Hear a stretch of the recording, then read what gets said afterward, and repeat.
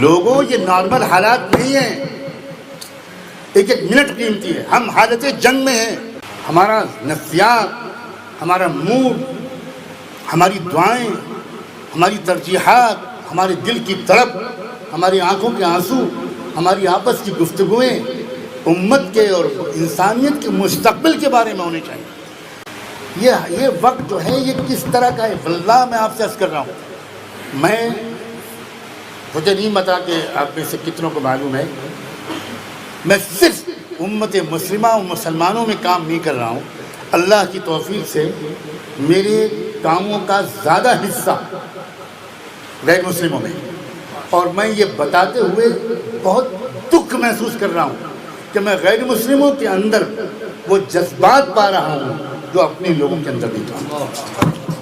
وَإِن تَتَوَلَّوْا يَسْتَبْدِلْ قَوْمًا غَيْرَكُمْ ثُمَّ لَا يَكُونُوا أَمْثَالَكُمْ.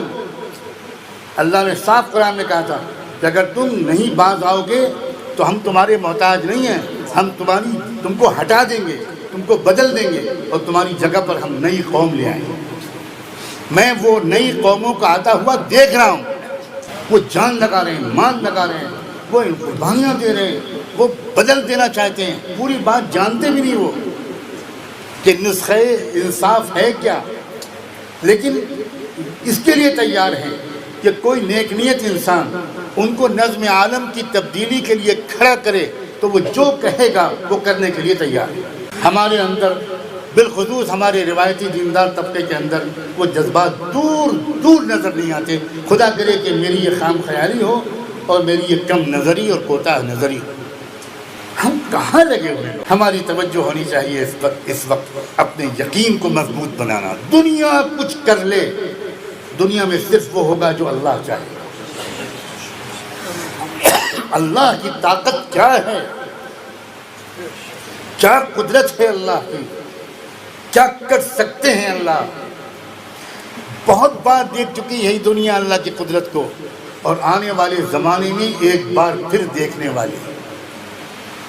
اس جملے کو انڈر لائن کرو کہ آنے والے زمانے میں ایک بار پھر دنیا اللہ کی قدرت کو دیکھنے والی ہے.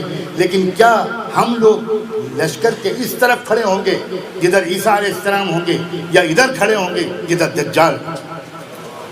وہ وقت دور نہیں ہے لوگ، بالکل دور نہیں.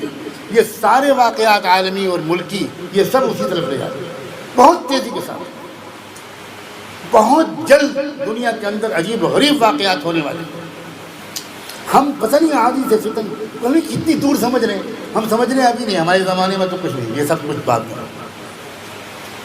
لوگوں اللہ کی بنا عشاء کی نماز پڑھو تو یہ امید رکھو کہ ہو سکتا ہے فجر سے پہلے کوئی خبر آئے. فجر کے پڑھو تو یہ یقین رکھو کہ ہو سکتا ہے ظہر سے پہلے خبر آئے.